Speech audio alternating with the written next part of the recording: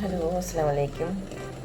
ഇപ്പോൾ ഞാനൊരു ബ്രേക്ക്ഫാസ്റ്റിന് വേണ്ടിയിട്ട് ഒരു സ്പെഷ്യൽ ഒരു മുട്ടക്കറിയാണ് വയ്ക്കുന്നത്. നമ്മളെപ്പോഴും മുട്ട റോസ്റ്റും പിന്നെ എഗ് സ്റ്റൂവും അങ്ങനെ മുട്ട കൊണ്ടുള്ള പല പല വിഭവങ്ങൾ നമ്മൾ ഉണ്ടാക്കാറുണ്ടല്ലോ. കുറുമയായാലും മുട്ട കൊണ്ട് അങ്ങനെയെല്ലാം ചെയ്തതിപ്പോൾ മുട്ട കൊണ്ടൊരു സ്പെഷ്യൽ ഒരു വെറൈറ്റി കറിയാണ്. ഇപ്പോൾ ബട്ടർ എഗ്ഗ് കറിയാണ്, അതായത് ബട്ടർ ചിക്കൻ പോലെ തന്നെ ബട്ടർ എഗ്ഗ് എന്നാണ് കറിയുടെ പേര്, ബട്ടർ എഗ്ഗ്. ഓക്കെ, അപ്പോൾ നമുക്ക് എങ്ങനെയാണ് നോക്കാം. അതിനുവേണ്ടി ഞാൻ കുറച്ച് മുട്ട ബോയിൽ ചെയ്യുന്നുണ്ട്. നന്നായിട്ട് അത് വെന്തതിന് ശേഷം നമുക്ക് കറിയിലേക്ക് ചേർക്കാം. ഫസ്റ്റ് ഞാനൊരു പാൻ അടുപ്പ് വെച്ചിട്ടുണ്ട്. അതിന് ആദ്യമായിട്ട് നമുക്ക് വേണ്ടത് ബട്ടറാണ്. അതിലേക്ക് ചേർക്കാം. ബട്ടർ എഗ്ഗ് കറിക്ക് വേണ്ടിയിട്ട് ഞാനൊരു പാൻ അടുപ്പ് വെച്ചിട്ടുണ്ട്. അതിലേക്ക് നമുക്ക് ബട്ടർ ചേർത്തിട്ട് മറ്റുള്ള ഇൻഗ്രീഡിയൻസ് എല്ലാം വഴറ്റിയെടുക്കാം. ഇതിലേക്കൊരു പീസ് ബട്ടർ, വലിയൊരു പീസ് ബട്ടറിലേക്ക് ചേർക്കാം.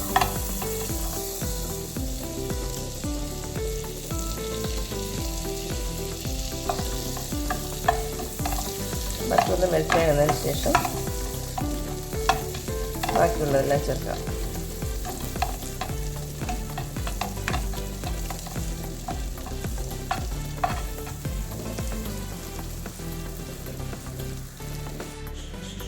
ഇനി ബട്ടർ മെൽറ്റായതിലേക്ക് അല്പം പെരുംജീരകം, 2 പീസ് സിനമൺ, പട്ട, 2 ഏലക്ക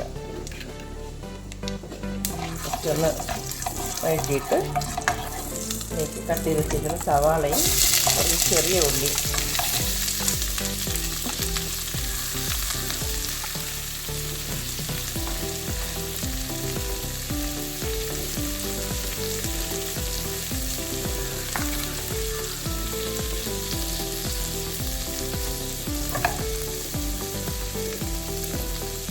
പച്ചമുളക്, ചെറിയ പീസ് ഇഞ്ചിയും ഒരു 4-5 വെളുത്തുള്ളിയും ചെറുതായി കട്ട് ചെയ്തത്, സവാള പൊടി,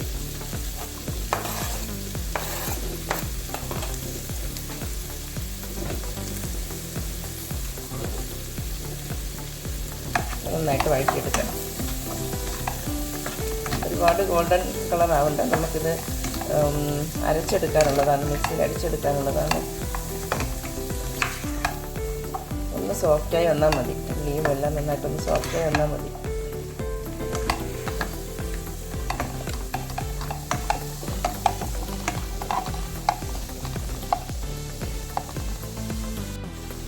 ഒന്ന് പെട്ടെന്ന് കുക്കായി വരാൻ വേണ്ടിയിട്ട് കുറച്ച് ഉപ്പ് ചേർക്കാം.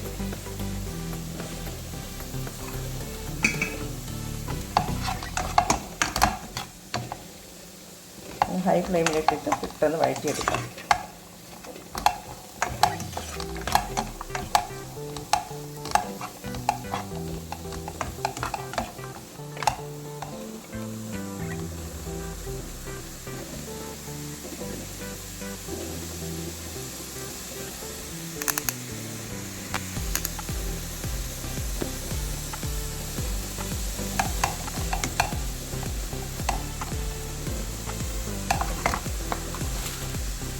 ഇതിലേക്ക് ഒരു 5 കാശ്മീരി ചില്ലിയും 5 നമ്മുടെ സാദാ വറ്റൽമുളകും നന്നായിട്ട് വഴറ്റാം.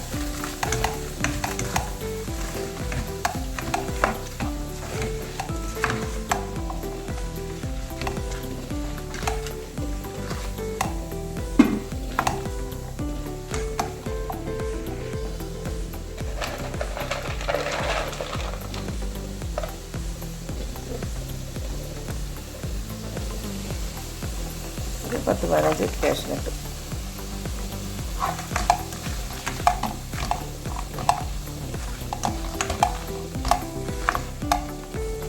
രണ്ട് മിനിറ്റ് അടച്ച് വെച്ച് വേവിക്കാം. അപ്പോഴത്തേക്ക് നന്നായിട്ട് കുക്കായി വരും. ഇതിലേക്ക് 2 തക്കാളി അതും കൂടി കട്ട് ചെയ്തിട്ട് നന്നായിട്ട് വഴറ്റിയെടുക്കാം.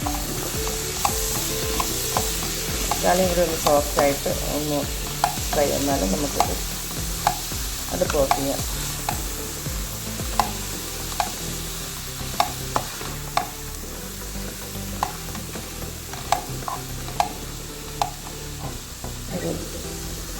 മുക്കാൽ സ്പൂൺ മഞ്ഞൾപ്പൊടി കൂടി ചേർക്കാം.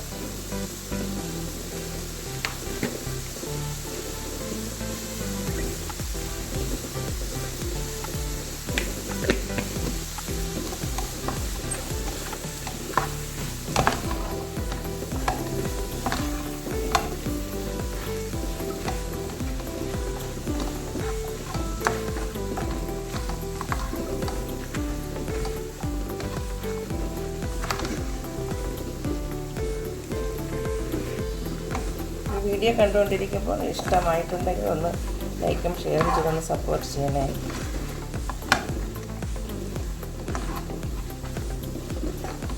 ഒരു വെറൈറ്റി കറിയാണ്. നമുക്ക് ഒരുപാട് സമയമൊന്നും എടുക്കില്ല. പെട്ടെന്ന് ഈ വഴറ്റി വയ്ക്കുന്ന ടൈമേ ഉള്ളൂ. പിന്നെ തണുത്ത് കഴിഞ്ഞാൽ മിക്സിയിൽ അടിച്ചിട്ട് പെട്ടെന്ന് നമുക്കൊക്കെ ഇതെടുക്കാവുന്ന ഒരു കറിയാണിത്. വെറൈറ്റി ഇഷ്ടപ്പെടുന്നവർക്ക് വേണ്ടിയും പിന്നെ കുക്കിംഗ് പഠിച്ചു വരുന്നവർക്ക് വേണ്ടിയും ഇതൊരുപാട് ഉപകരിക്കും.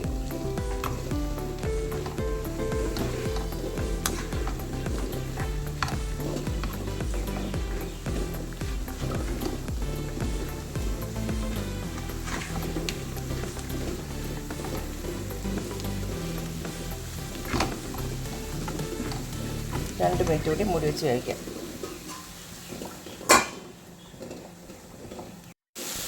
ഈ വഴറ്റി വന്നതിലേക്ക് ഒരു മുക്കാൽ സ്പൂൺ മല്ലിപ്പൊടി കൂടി ചേർക്കാം. മല്ലിപ്പൊടി സ്റ്റാർട്ടിങ്ങിലേ ചേർത്ത് കഴിഞ്ഞാൽ അത് കരിഞ്ഞു പോകും. അതുകൊണ്ടാണ് പച്ച മല്ലിയാണെങ്കിൽ നമുക്ക് സ്റ്റാർട്ടിങ്ങിലേ ചേർക്കാം. ഇതുപോലെ മല്ലിപ്പൊടി കൂടി ജസ്റ്റ് ചേർത്തൊന്ന് വഴറ്റിയെടുക്കാം. ജസ്റ്റ് മല്ലിപ്പൊടിയുടെ പച്ചമണം മാറിയതിന് ശേഷം നമുക്ക് ഫ്ലെയിം ഓഫ് ചെയ്യാം.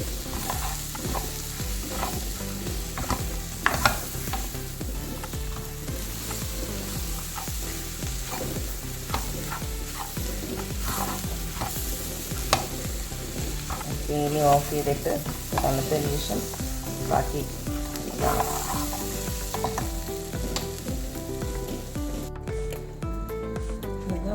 ഉള്ളിയെല്ലാം വഴറ്റിയ പാത്രത്തിലേക്ക് തന്നെ ഒരു അര സ്പൂൺ സൺഫ്ലവർ ഓയിൽ ഒഴിച്ചിട്ടുണ്ട്. അതിലേക്ക് ഒരു ചെറിയ പീസ് ബട്ടർ കൂടി ചേർക്കാം.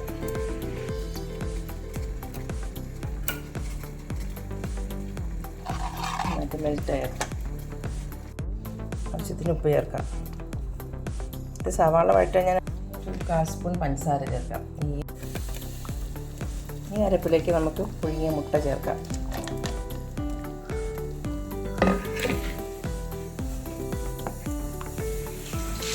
ഇത് തീർന്നിട്ടില്ല, ഇനി ചെറിയൊരു പണി കൂടെ ഉണ്ട്. അപ്പോൾ ഇനി ഇതിലേക്ക് മല്ലിയില ഗാർണിഷ് ചെയ്യാനായിട്ട് പച്ചമുളക്, ഒരു ചെറിയ 2 പീസ് ബട്ടർ, അതൊന്ന് മെൽറ്റായി വരുമ്പോൾ കറിക്ക് നല്ല ടേസ്റ്റാണ്. പിന്നെ ലാസ്റ്റ് എന്ന് പറഞ്ഞാൽ നമ്മുടെ അമൂലിൻ്റെ ഫ്രഷ് ക്രീം.